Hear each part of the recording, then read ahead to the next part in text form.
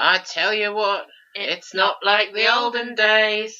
I'm Jake. I'm Rosie. And this is our podcast on Grange Hill, a very well-known children's TV drama series that ran on Children's BBC from February 1978 to September 2008. 30 years, 31 series, and a hell of a lot of it. And I should think most young people who were around the television set during that 30-year period will come across Grange Hill at some point. It's a secondary school drama series, basically.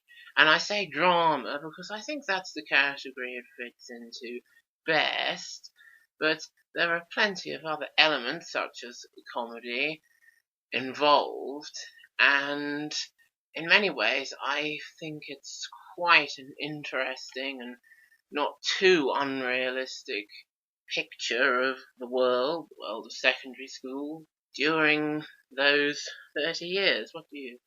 I think Grange Hill has a lot going for it. It's very good. It's got lots of storylines, everything that's remotely relevant to young people they've done at least once. Yeah. The interesting thing about the historical context when it started is that comprehensive schools, where all the different kids got put together, was quite new, wasn't it? And that's what it was all about. That is extremely interesting. And it's a bit like the Earth reality TV show on South Park. They said, let's put all the clever kids and all the stupid kids and all the common kids and all the posh kids and all the different coloured kids or ethnic groups together in one school and see what happens. Yeah, and when we were watching the repeats of first series, a very early series, when we were about 10, I don't think we had any notion of that kind of thing going on, because we were so used to schools with just everyone from all different backgrounds and other differences that you could possibly imagine. But actually, if you come back and watch that with a more experienced mind, you can see that's a big theme, and I think it's something that Phil Redmond, who devised the show, was very much concerned with and wanted to explore and perhaps help us, the viewers, come to terms with. I said just now that I didn't think Grange Hill was ever unrealistic or too sensationalist in its storylines. It was very famous for shying away from the subject of teenage pregnancy for many, many years. And I believe that there are only 3 pregnancy storylines during the show's run. I'm sure Rosie knows what they are. Well, let me think. There's definitely Chrissy. Yes, now that's the first one. Is it? Oh, I know. And that one where there was a sixth former called Evelyn, or Evelyn we say in this country, don't we? And Emma. Yes. Now, Chrissy Mannering and her pregnancy storyline is 1992, which is probably going to be the show's 15th series. So it took them a while to get round to exploring that controversial storyline. And then, of course, you have Evelyn in 2000, who was, as you said, a sixth former, a bit older than Chrissy. And then they did it with year 11 again in the penultimate series with, yes, Emma. So that's certainly not something they overdid. The one thing I always say I think might be slightly unrealistically high is the student mortality rate. How many do we think of? There's at least 4. Let me think. Anthony Karanopoulos is the first one. Danny, what's his name? Yes, Danny Kendall. I'm sure there's no one else before that. Judy Jeffries. And Baz. Yes, Baz Wainwright. Those are possibly the only 4 Grange Hill pupils. And then you had the character who went to a rival school, Liam, who was the boyfriend of Justine, who was in Chrissy Mannering's year. So he was a kind of associated student death. So you got like 4 or 4.5. So I guess that's not too high over 30 years. And I think a lot of the time when you watch Grange Hill, you can relate to it very much, can't you? And think, yes, this is the sort of thing that happens in school. Quite often in the local newspaper it says that secondary school students have died, doesn't it? Oh yes, we do seem to have been getting that more in recent years. So yes, perhaps 4 over 30 years is about right. I mean, Danny was ill, wasn't he? Baz had some sort of brain tumour. Judy Jeffries fell out of a window, it was an accident. And Anthony fell off a car park, which was an accident. So that's nicely balanced and probably quite realistic as well. So yes, I think the gritty realism of Grange Hill is quite on point. I'm sure Phil Redmond would be very pleased to hear that. The other two things he's famous for creating, of course, are Brookside and Hollyoaks, and we might mention those two a little later on when we talk about another interesting issue that the show might have explored. Our own Grange Hill experiences. Well, our mother was watching Grange Hill from when we were tiny, before we could even remember what was going on, and we kind of got into it that way. Obviously, as you will know from listening to our introduction podcast, 1978 is quite some years before either of us was born, but obviously our mum had picked up Grange Hill and started enjoying it before we could really choose what we wanted to watch on television. We sort of got into things that were on, and a good thing we did too with Grange Hill. And I very much remember starting off with the late 80s series, when you had characters such as Mrs. McCluskey and Mr. Bronson, the teachers, and students such as some of the ones we've mentioned, Danny Kendall, Chrissy Mannering, Justine Dean. Ray was one of my early favourites. He was very amusing. He used to do things like Bernie's Bloody Breakfast and things like that. I wonder if Rosie remembers those days as well. Very vaguely. I remember when they used to have vintage Grange Hill on the Sunday morning, and it got to that sort of time, and the twins, Natalie and Natasha, were in that year group, and I thought, oh yes, I remember that from when I was younger, and everyone thought they were the same person, and Chrissy was pregnant, and so I do remember it being on at that time, but I wouldn't have remembered anything about it if it hadn't been for vintage Grange Hill. Yes, which is indeed something we must talk about even more in a moment. But we'll just say first, or I thought, I don't know if Rosie agrees, it was quite interesting when our own year groups came into the show. And I always felt a kind of fondness and relatability to my own year group who appeared in the 1995 series. And they were Judy Jeffries, who fell out of the window, but not that year, and Wayne, who started off as quite chavvy and difficult to teach, but softened and became a more rounded character, and Kevin, who was very funny, and Sarah Jane, who was shot with an air pistol at one point. And they didn't have any sensational storylines, but I was always very fond of them because they were my group. And in the 1997 series, Rosie's year group came in, and they, I think, were more interesting characters. I'm sure you remember them with fondness, don't you? Yes, I do. I remember very well that I was very interested in them. There was Gemma, who wore glasses and was a bit mischievous. She was an awfully good character, wasn't she? Unfortunately, she left about halfway through. I think it was after year 8, you know. Oh, right. Very early. There was Lisa, and I remember that she was blonde, but I don't remember very much about her character. There was Tom, who was quite tall. Yes, his main characteristic. Yes, there was Matt, who got testicular cancer in the 6th form. Yes. And there was Cracker, who probably had a real name, but I don't remember what it was. I know it. It's Sam Cracker Bacon. He decided to get a job instead of staying on in the 6th form, and Miss Carver was saying, oh, where are you going to be in 5 years? And he said, I'll be in a steady job without a lot of student debts hanging over my head. Oh, what a very good answer, and what a desirable thing to be. Quite. And when they started off, they were the Double Dare Gang, The weren't they? Double Dare Gang, wonderful. So they would dare each other to do things. And one that was very memorable was get Mrs. Holmes? Mrs. Holmes, Mrs. yes. Holmes suspended from school. And they had a bit of a difficult relationship with Mrs. Holmes because she found them a bit too naughty and they found her a bit too strict. Rings very true with real life, that sort of thing, you see. Yes, and I remember someone got dared to get her suspended from school. Do you remember which one of them it was? I think it was one of the boys. I don't remember who it was at all. Pretty sure it was one of the boys, and it seems like something Cracker would do, what actually happened.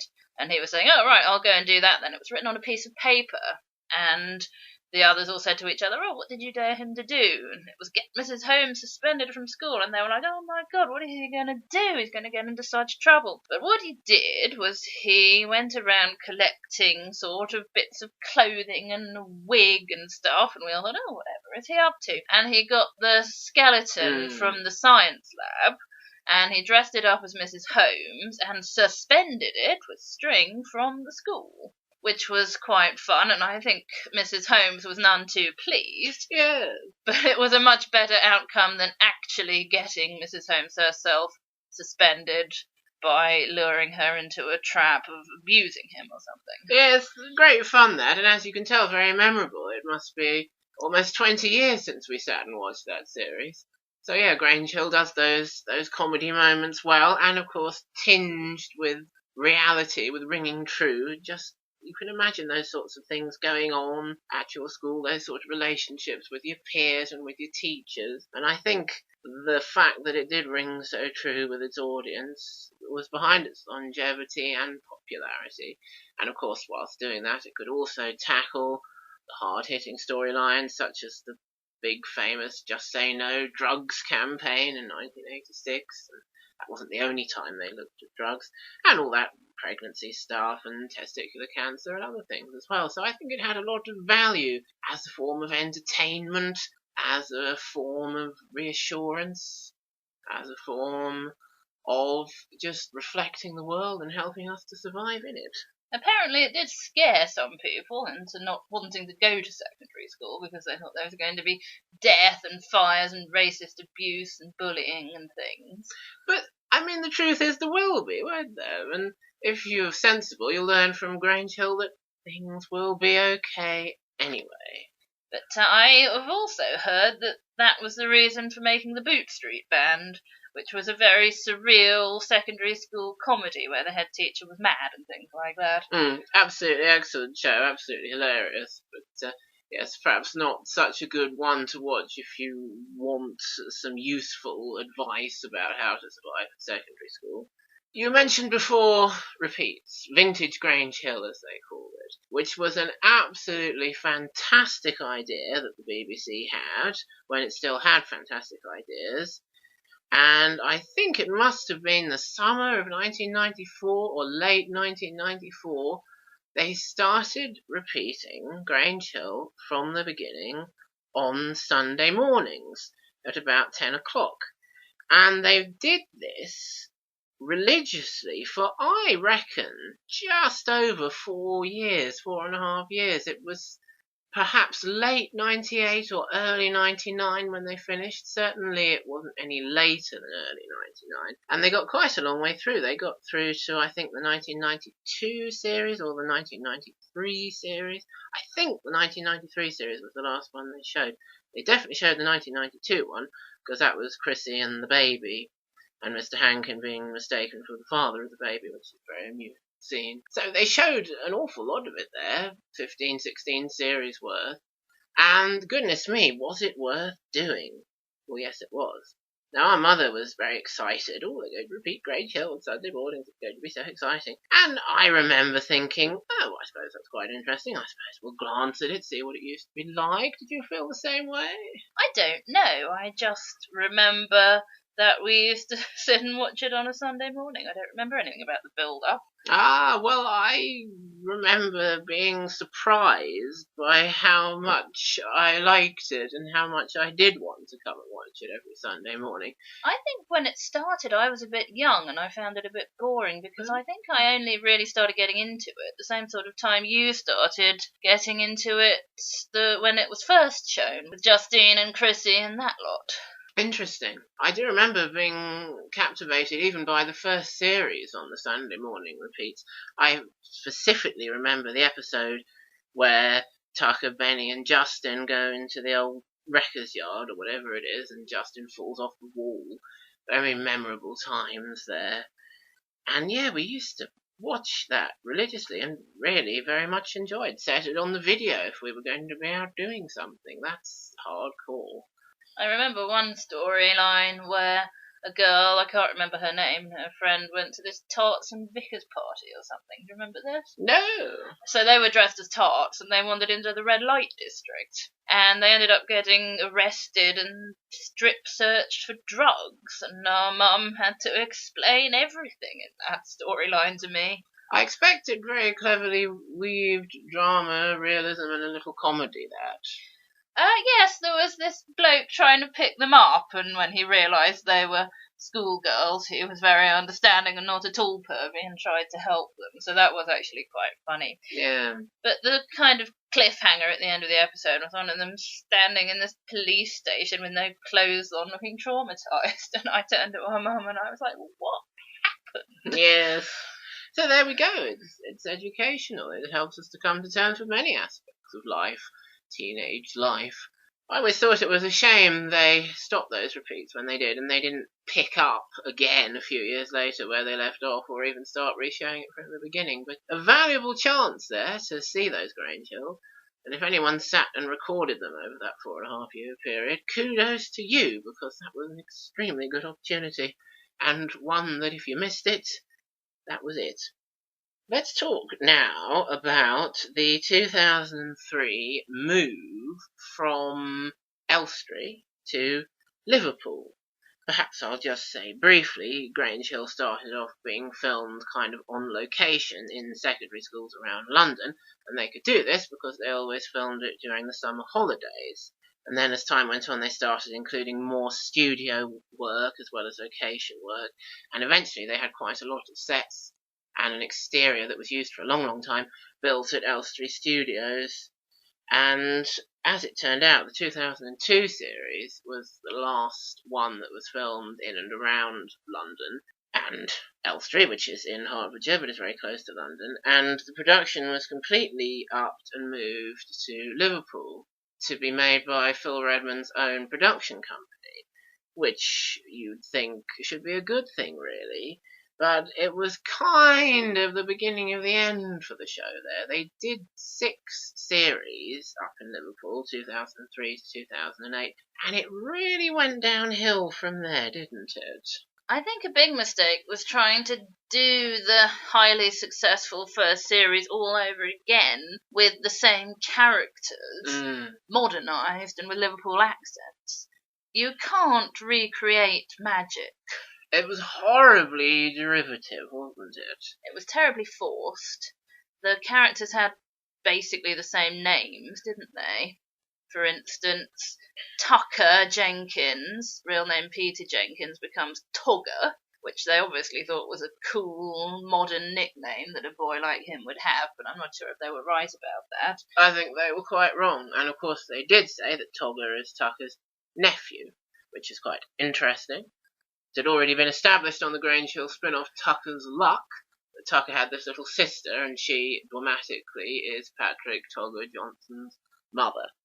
So there we are. Just shows how they were desperate to make links back to the original there, that didn't quite work out as they would have liked. And Togger's friends were Abel Benson, named after Benny, one of Tucker's friends. Who was very able at football, just like Abel. Oh, yes. Well, I always thought they got that from there. And Andy Turner, who was a sort of larger boy, like Tucker had a larger friend called Alan, who went through 3 different surnames, didn't they? Turner, which is where they got Andy Turner, then Hargreaves, and then they finally settled on Humphreys. Yes, that's right. In the first episode, he's Alan Turner, which is why he doesn't get allocated a form until the end of the alphabet. And throughout the first series, he's Alan Hargreaves, and then from the second series onwards, and in Tucker's Luck, he's Alan Humphrey. Then the girls, Tanya Young, who's supposed to be exactly the same sort of character as Tricia Yates. But she's kind of a caricature, really, isn't she? Well, I suppose they all are. Emma Bolton, and it sometimes takes us a little while to work out how they got that from Judy Preston, but of course Bolton Preston.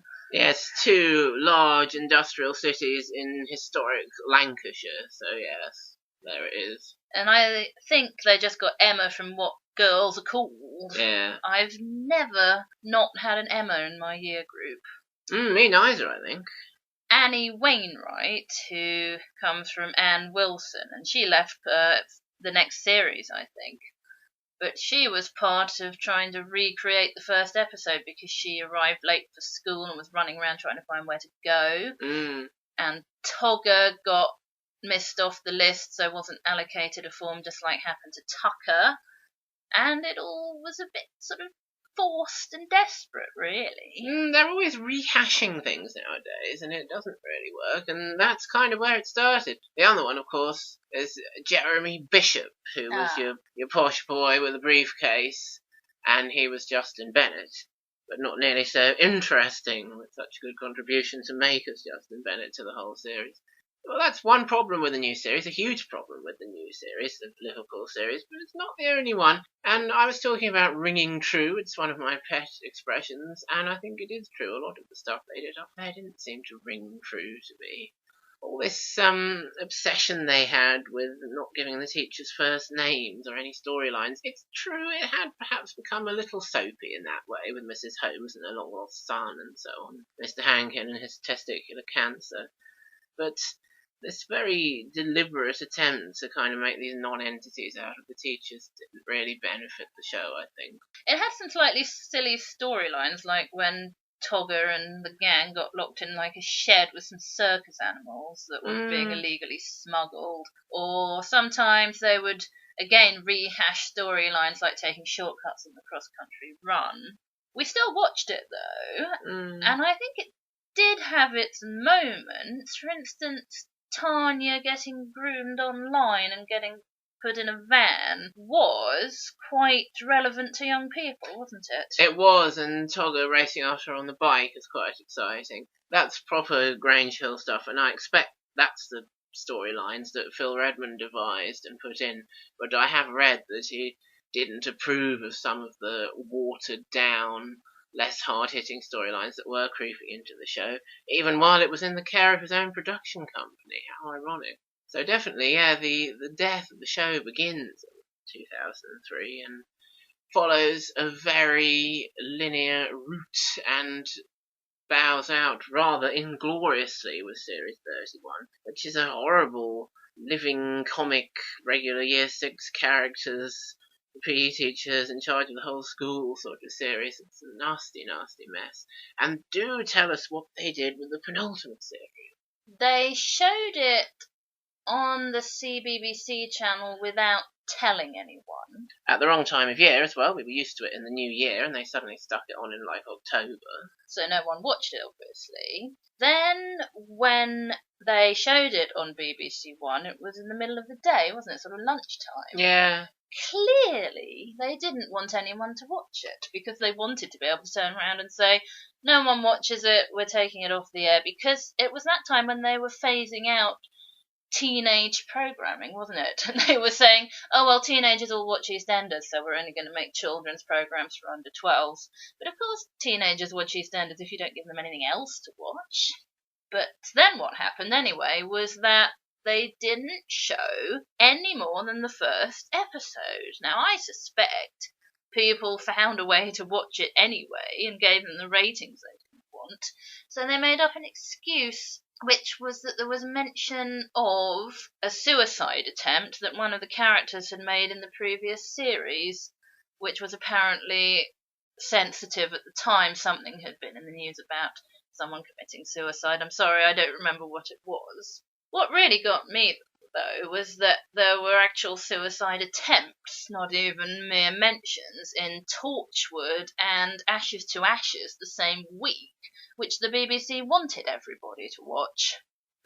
They always find an excuse, the BBC, to take something off the air if they really want to. And then they never showed it. And they never showed the penultimate series all the way through on BBC One. Yeah, absolute disgrace, that's an insult to their longest-running children's TV show and its audience. And of course, lots of different people watched it, teenagers, yes, but people who've been watching it like us for 20 years or so.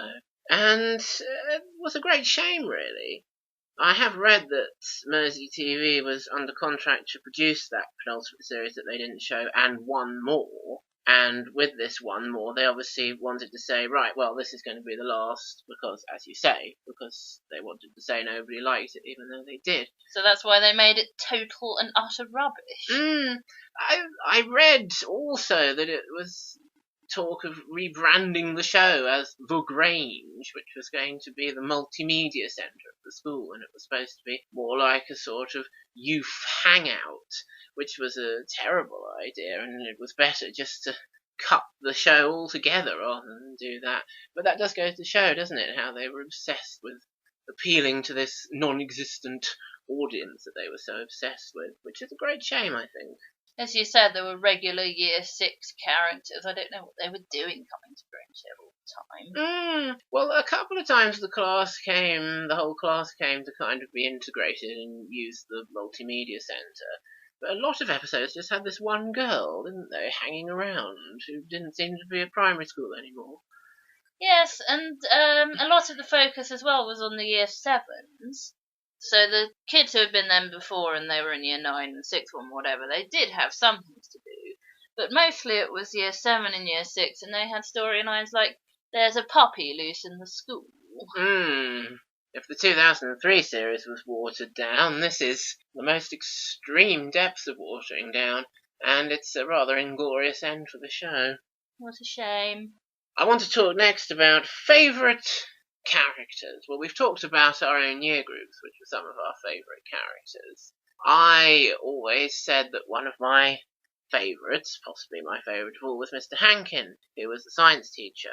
And he started off in 1990 being one of those teachers who can't control a class, and then evolved very much to become someone who was respected by the staff and students, and who became a great figure to go to with pastoral care issues. And then in his penultimate series, 2001, he had that whole testicular cancer thing and a stalker storyline going on, which gave Lee Corns, the actor, quite a lot of interesting work to do. I also liked Mr. Robson, but that was, of course, because he was always around when we were watching it. He was in it from 1988 to 2003, and it seemed that travelling up to Liverpool to film it was too much for him, so he was only in that one Liverpool series, which was a great shame. Always felt kind of wrong without it. Do you have any favourites you'd like to mention? Well, a few. Let's start with Tucker for my favourites. I think he's a lot of people's favourite. Yes. I remember Todd Carty on Dancing on Ice saying, someone in the audience shouted out, "Come on, Tucker," which people of a certain age will understand, and I think, well, Todd, I'm not of that certain age, but I understand. And even people a bit younger than us might understand. I think younger people nowadays don't know anything about Grange Hill, do they, because of what the world has come to. But Tucker Jenkins is an iconic Grange Hill character, and he was a mischievous but good-hearted boy. So he would do things like climb up to this glass tower which was out of bounds and waves to his friends, but he wouldn't do things like start fires or bully anybody. He's awfully good, Tucker, isn't he? You can see why he became so popular and iconic. And Todd Carty, young Todd Carty, did play him with such charm, natural charm, kind of a victim of his own success. Typecasting himself there. But, you know, if you can be typecast for a well-known, well-loved role, you should always be grateful for that. And we've got the first 4 series on DVD, haven't we? And when we got those, I thought, oh yes, I can see what all the fuss is about surrounding Tucker. I also like Trisha in that year group. Not particularly for the characterisation of her, although I do admire her feminism, thinking that girls should be allowed to do technical drawing, and her individualism, wanting to wear jewellery to school and things like that, just for the sake of it. But mostly I like the way she delivers her lines, like when she says to her sister Carol, "Mum says you ain't allowed to see him because he's got a motorbike." Again, that's kind of natural charm, natural ringing true, and it works really, really well. And another time when she and a friend are talking about whether the science teacher has got an engagement ring on, and she says she's probably worried she's going to drop it in that hydrochloric acid. She doesn't know what it is, and she doesn't care. I do like the conversation she has in Series 4 with Mrs. McCluskey about the state of the world and should girls do technical drawing and stuff. She's a bit of a trailblazer, Tricia. And Mrs. McCluskey in some ways is a bit of a trailblazer, but in some ways is kind of stuck in the past. Being a female headmistress, early superhead, treading a fine line between feminism and traditionalism. And another favourite character is Mr. Baxter. Ah, yes, got to mention Mr. Baxter. The best thing he ever did was punch in the face another PE teacher who'd been picking on and abusing, and physically abusing, one of the boys. Stewpot, quite a famous character. Slipped on the wet floor, did you? He says after. That's been the excuse of the evil PE teacher. Yes, I always remembered that scene from the Sunday morning repeats, did you?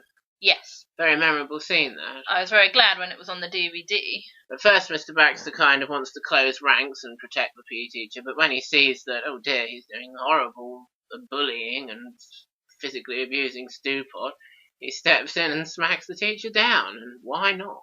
He's a very strict teacher, Mr. Baxter, isn't he? But as time goes on, I think the character mellows, and also he gets used for comedic situations a bit more, like he goes on the French trip. The French trip, and he doesn't speak French. And nobody on the French trip speaks French. They should have a French-speaking teacher on it, but they don't. He starts getting sort of overly competitive with the boys in PE. He's teaching rugby and saying, right, see if you can knock me down, and he just plows through them all. But then Alan knocks him down, and he looks a bit abashed, and he says something like, well done, lad. Well done, lad, yeah, but he's awfully cross. Yes, Alan is very good at things like rugby and judo, which he studies.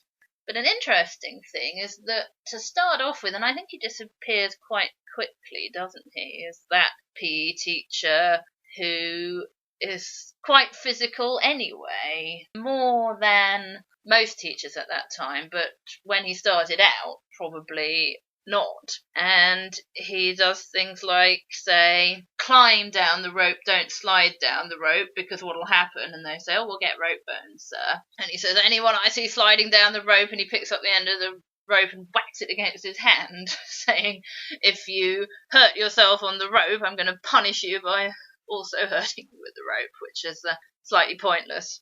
It's as if it's a obey me issue, not a safety issue. Yes, that's Mr. Foster. I couldn't remember his name. And he's actually only in the first 2 episodes of Grange Hill. Oh, he disappears very quickly. He does disappear very quickly. He's played by Roger Sloman, who you can see in all sorts of things. And he looks like Brian Murphy, who you can also see in all sorts of things. I get them confused sometimes, don't I? But yes, when we'd been watching the repeats on those Sunday mornings, I got Mr. Foster and Mr. Baxter confused in my mind.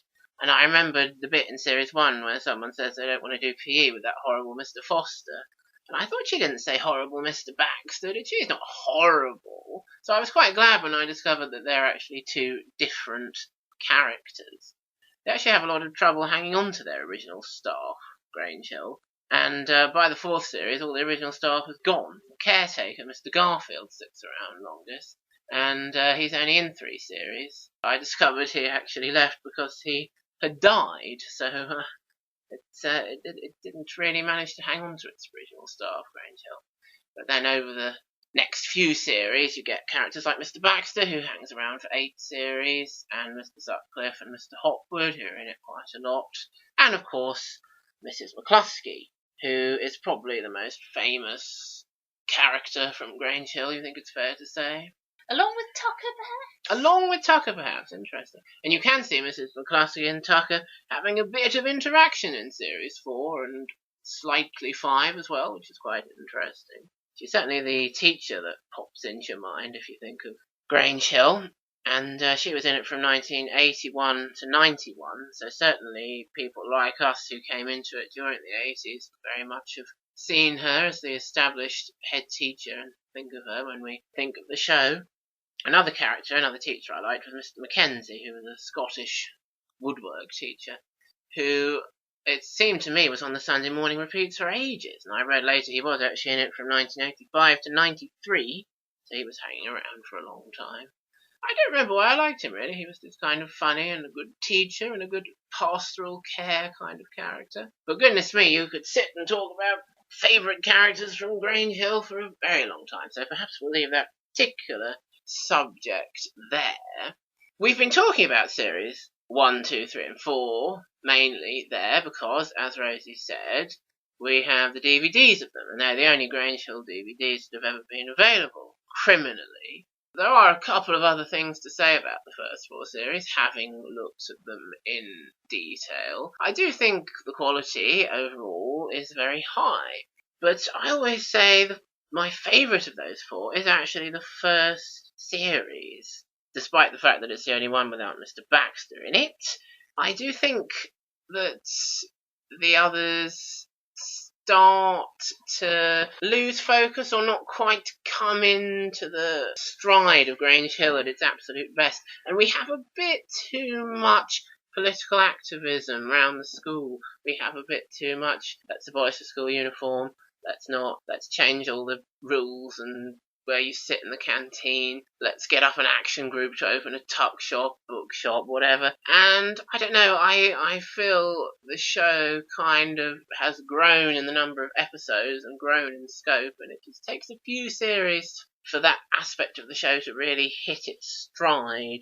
But I do think the first series of 9 episodes, 9 very, very strong episodes, has a lot going for it. I do like Mr. Mitchell from the first 2 series, who's the first year 7, first year as it is then, tutor that we're introduced to. And I always feel that if I was preparing to go into secondary school and I'd seen Mr. Mitchell welcoming his form and talking to them and having little jokes with them and helping them sort out their problems, like Benny hasn't got any football boots, I would feel very much comforted and think, yes, well, perhaps secondary school won't be so bad. Yes, there are problems, just like in life, but there's help there if you need it, if you've got a teacher like Mr. Mitchell, of course. I think it's a shame he left after Series 2. I always say it would have been good if he'd always stuck around and been the New Year 7 tutor, and the whole series 30 years later could have ended with his retirement, but there we go. Perhaps there's a parallel universe where that happened. And then the other thing that struck me about the quality of Series 1 to 4 was that Series 4 took a bit of a dip, we thought, when we watched it quite recently. Do you remember? Yes. After the first time we watched the DVDs, I went away thinking the whole lot were worse than they actually were, or not as good as they actually were, because of the impression that Series 4 left me with. And when we watched them again, I was pleasantly surprised. And I explained to Jake before we got to Series 4, I think it's going to start getting too political, and all they're ever going to do is these campaigns, which you've just told us about, and that's why I thought it wasn't quite as good as that. And it turned out I was right. One thing that really struck me as well about Series 4 this time was a production thing, where it didn't really mix in the studio filming and the location filming in a very comfortable and believable way. There were some episodes that were obviously all shot in this very quickly put up couple of rooms and a corridor set, and then there was another one that was all shot on location in a school, and there was Mr. Baxter's office that we'd never seen before or since, and the kind of school environment wasn't knitted together in such a believable way. And the other problem that Series 4 has is that it has quite a few characters, at least 3 I can think of, who are obviously supposed to be someone else. Their parts have been written as someone else from previous series, and then the actors, young actors, haven't been available or fully available for whatever reason, and so they've drafted in these new characters to fill in the old characters' shoes, and that kind of doesn't ring true, a bit like we were saying about some things Bryn and had to do on Sinbad instead of Maeve. Yes, I was even thinking of Grange Hill when we were saying it.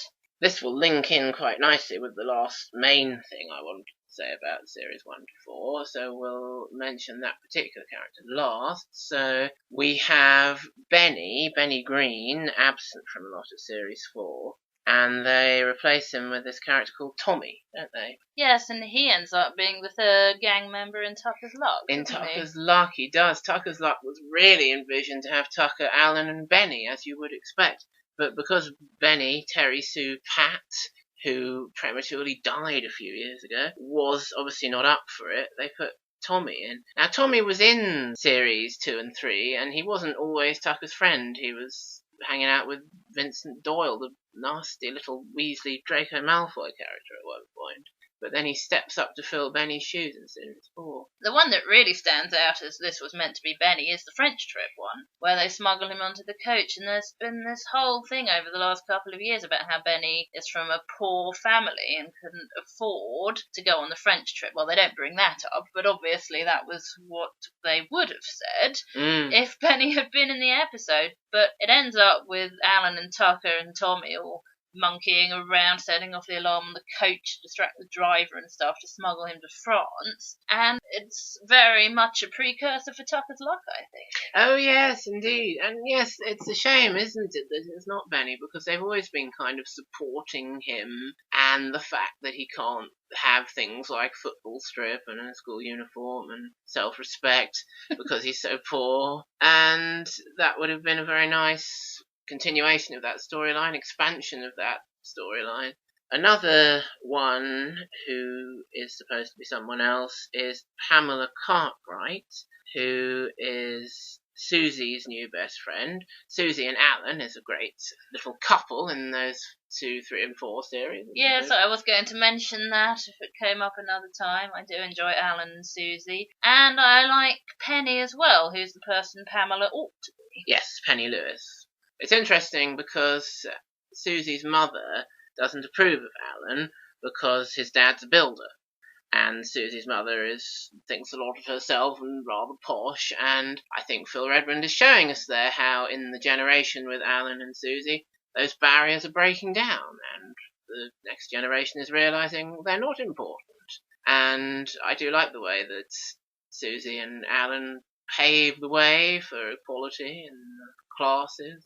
Alan and his dad stand up to Susie's mother, and it's a fun little relationship. It's great when Alan's dad's all cross and doesn't want to talk to Alan, and Susie goes, "Oh, please, Mr. Humphreys," and he goes, "All right, Susie, you tell me about it." That's the one where they suspect the sports shop of overcharging for the PE kit because no rival shop's selling it, and they get him to find out, and he says, "I'll have to pretend I'm opening a sports shop, won't I?" He's awfully good, Alan's dad. Yes, he makes up this sports shop when he's talking to the suppliers. Won the High Street Dundee. Yeah, absolutely brilliantly delivered there. And again, that's sort of political activism, isn't it? Sorting out problems in the school. And it's something that does ring true, monopolising school wear in a certain shop, so you have to pay them lots of money. Yes, and that's one of the ones they do very well because it involves Alan and Susie and Mr. Humphreys. That's actually reminded me of a couple more points that I don't think are on your bit of paper. One of them is Susie's mum. A very interesting episode is where she's pressuring her into doing well in the exams so that she can be in all the top sets. Does she want to call them streams? I should think so. And Susie says they're not streams, they're sets. And she's saying, the top set then, but it's the same thing, isn't it?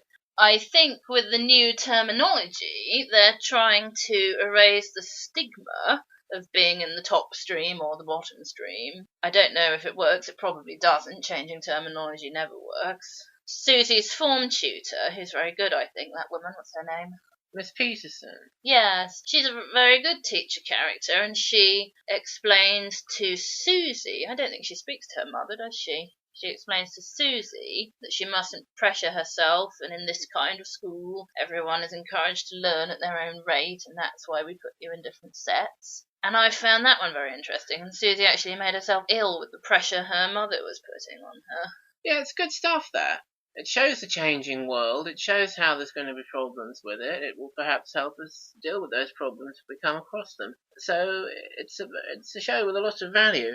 Another thing I thought of was when we were talking about the class boundaries breaking down. Tracy's mother.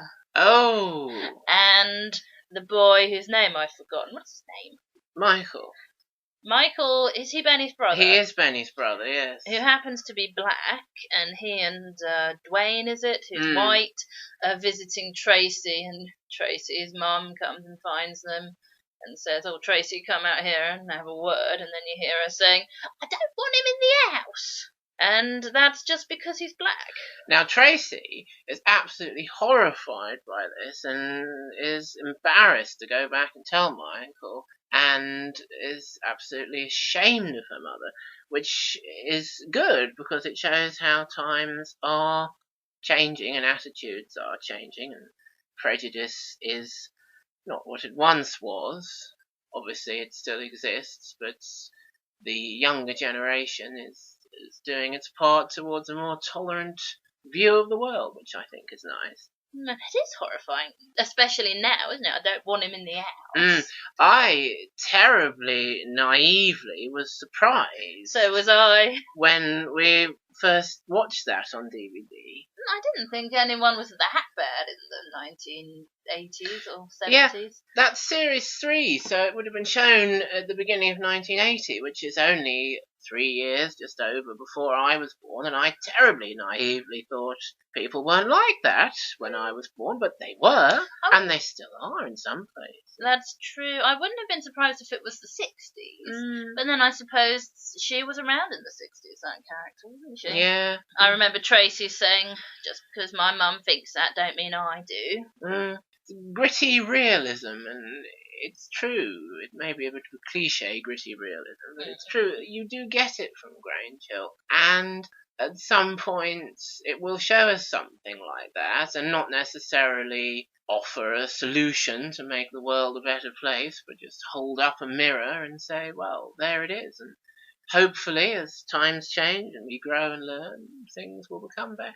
So it's certainly not afraid of showing us the good and bad points of ourselves. And talking about Tracy there brings us back to what I was saying a few minutes ago.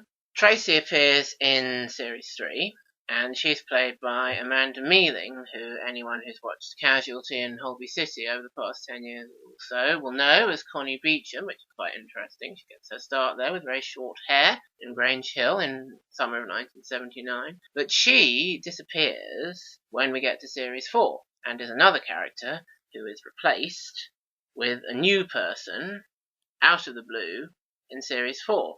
And it's particularly noticeable with Tracy because she has this long-standing friendship. Their mums were expectant mums together. They've grown up playing together with Dwayne Orpington, who's one of the main boy characters from that year group.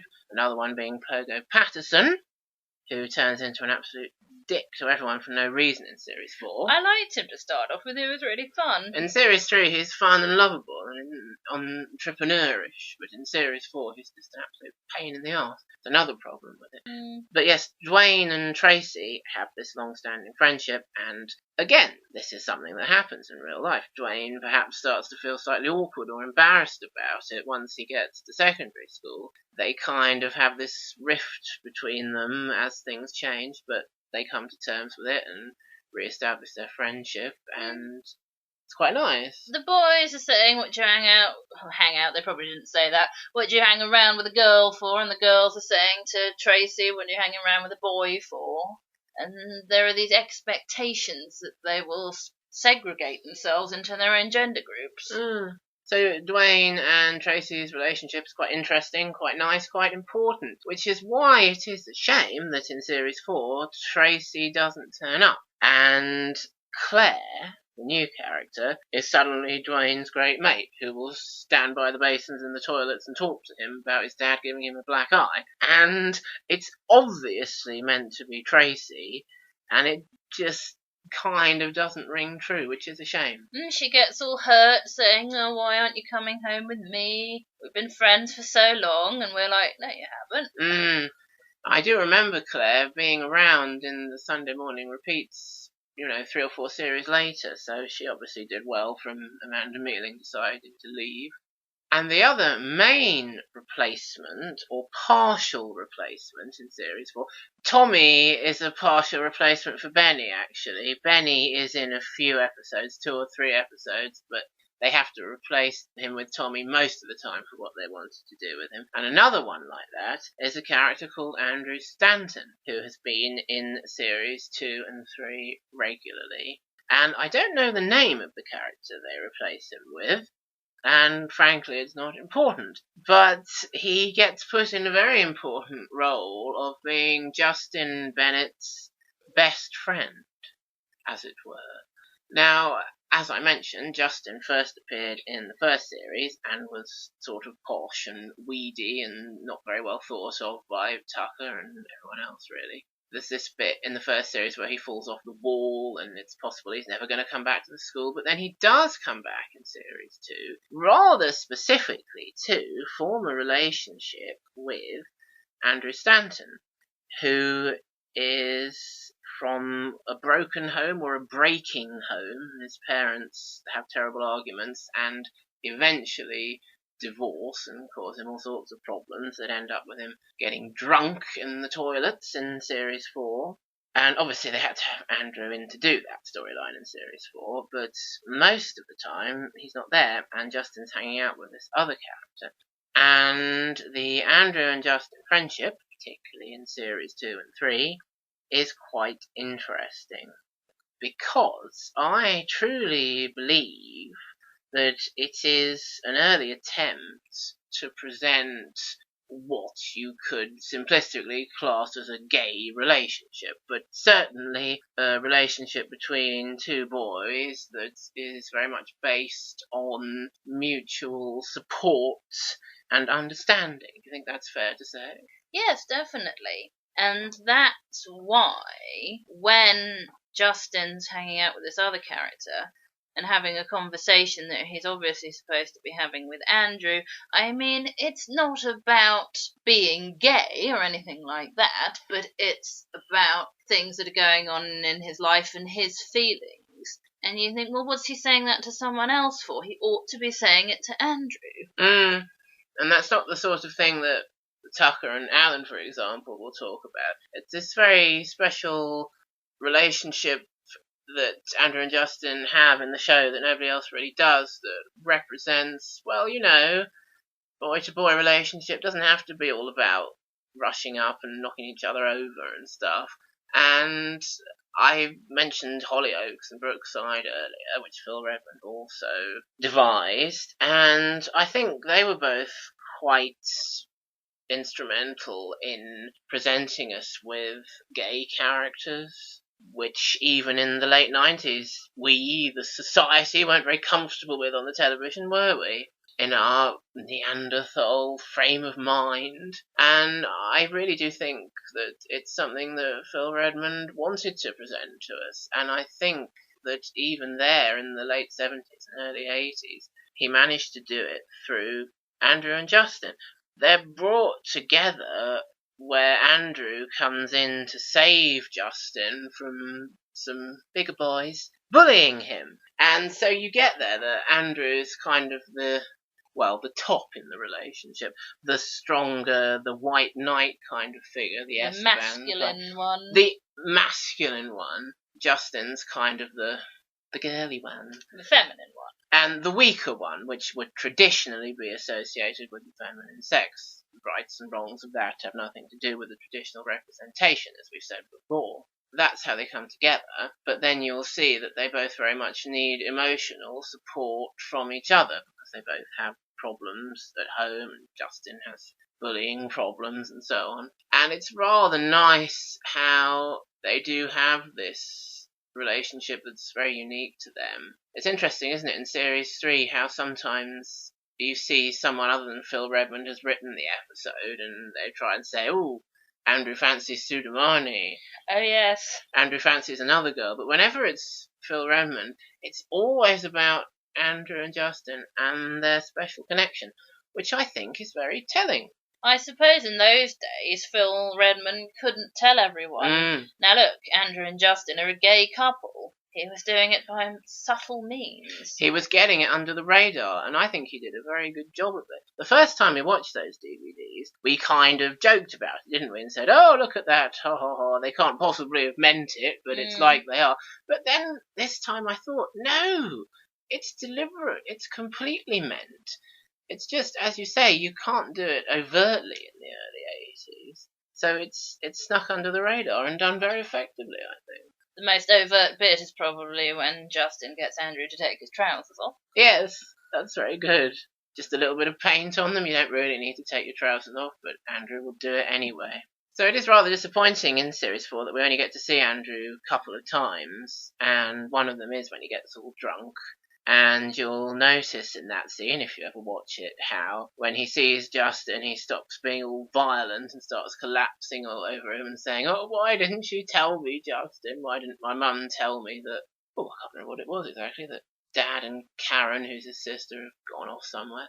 So you see that Andrew's emotional side there comes out when he sees Justin. It's great, isn't it, when Andrew's Joseph and Joseph in the Amazing Technicolor Dreamcoat and Justin's doing the piano and Andrew's singing. Mr. Sutcliffe comes in and says, you two sound good together. You can see their relationship being forged. Because when people sing and play together, that means they're going to be lovers, doesn't it?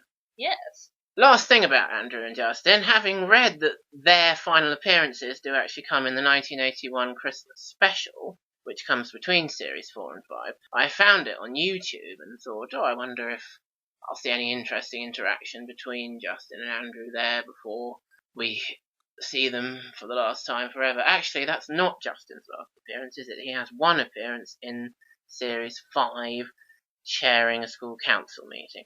But it is Andrew's last appearance in that Christmas special. But very disappointingly, all they were doing was standing at the door and collecting tickets. And they didn't really have any interaction between them. And then I read that that Christmas special was adapted by Phil Redmond from a fan idea. And I thought, that explains it. Obviously, the fan who had this idea hadn't really picked up on the Andrew and Justin relationship, and indeed, that's not very surprising. The last thing to say is that at Christmas 2015, during the Christmas period, which is only about 5 months before we're recording this podcast, but may be considerably longer ago than that when you're listening to it, an episode of Grange Hill was shown on BBC 4 as part of a children's television nostalgia documentary night, which was very interesting to watch. And when I first found it in the listings magazine, I thought, oh, good, Grange Hill, perhaps they're going to be showing it all through on BBC 4, but no such luck. But they'd picked out an episode to show, and we were very interested, well, I was, to see which episode it was. I think Rosie was too. Yes, I was very interested.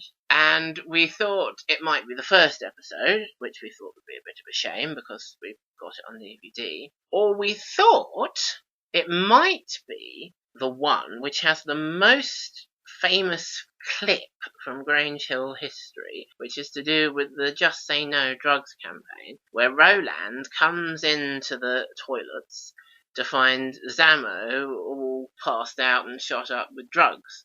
And it was that latter one, which was quite interesting. But as an episode of Grange Hill to pick out and watch, it's actually rather a bad choice. There's no school in it. No, there's also another plot with a couple of girls and they're going somewhere they're not supposed to and pretending they're staying over at each other's houses, isn't there? I like that. And they don't go to school either. It would have been, it was a weekend episode. That's right. And you do get chucked in weekend episodes here and there, which is fine as part of an ongoing story. But when you pick one out to show as an example of Grange Hill, it doesn't really work so well out of context. Roland's working in the slot machine place, isn't he? And Zammo's coming and asking to borrow money to buy drugs. That's exactly it. So you can see how that episode would fit very well into the ongoing storylines in the series, but on its own it's a bit out of place. It's an episode from 1986, so I was hoping to see Mrs. McCluskey, Mr. Baxter, other interesting people, but we didn't see any teachers at all. But it does have the bits that they always show, which I was just describing, where Roland comes into the toilets and finds Zammo passed out. That's the important thing. But I'd always assumed that had happened at school. Yeah, me too. And he was coming into the school toilets. But it's this slot machine arcade. So you kind of need the build-up with all the stuff going on at school as well, if that's going to have the desired dramatic effect. So, I don't know. It's got that really famous clip in it, but they'd have done better to pick an episode which had the school in it, I would have thought. And they could have picked it from the Just Say No era and had Roland and Zamo and drugs involved. But it would have given us more of an idea of what Grange Hill was like. What did Roland's actor say to make us laugh in a documentary? Erkan Mustafa, who played Roland, was hired for a very specific purpose of being the character who was going to be bullied, and they needed to find someone to fit the role, and he claimed the advert said something along the lines of Fat schoolboy required. And he's Which is quite amusing, isn't it? It was very amusing about it, and you can see how that's kind of the character they were going for. But it's good that by the time we get to 1986 and Just Say No, Roland has developed into more than just that one particular aspect for a particular storyline, and is being used for a different purpose, and is Zamo's beacon of hope in his struggle with drugs, so that's rather nice. If you watch Roland's first episode, which is the first episode of Series 5, you very much see, yes, that's what they wanted him for. And, well, thankfully over his 7 series or 6 series, he does develop as a character. Well, I'm sure there are lots of other things to say about Grange Hill, but that's all we're going to say about it for now, because that's all we can say about it for now. But there's plenty in there, so if ever you do get the chance to see a repeat or the DVDs, or if by some miracle it turns up on television somewhere, which would be a repeat, which I've already mentioned, then do watch it. And wouldn't it be nice to sit and watch it all the way through, one a day? One a week would take forever. 30 years. Yes. So who knows? You never know what's round the corner, and maybe that'll happen one day, but somehow I doubt it. So hopefully you've enjoyed this podcast about Grange Hill. If you have, or indeed if you haven't, perhaps you'll come back and join us next time for another podcast, which this time will be on the subject of Bucky O'Hare and the Toad Wars. Ah, wonderful. Bit different from Grange Hill, as you will find out. But similar in some ways, but I can't think of them at the moment. So, join us for that, won't you? And until then, good night out there. Whatever you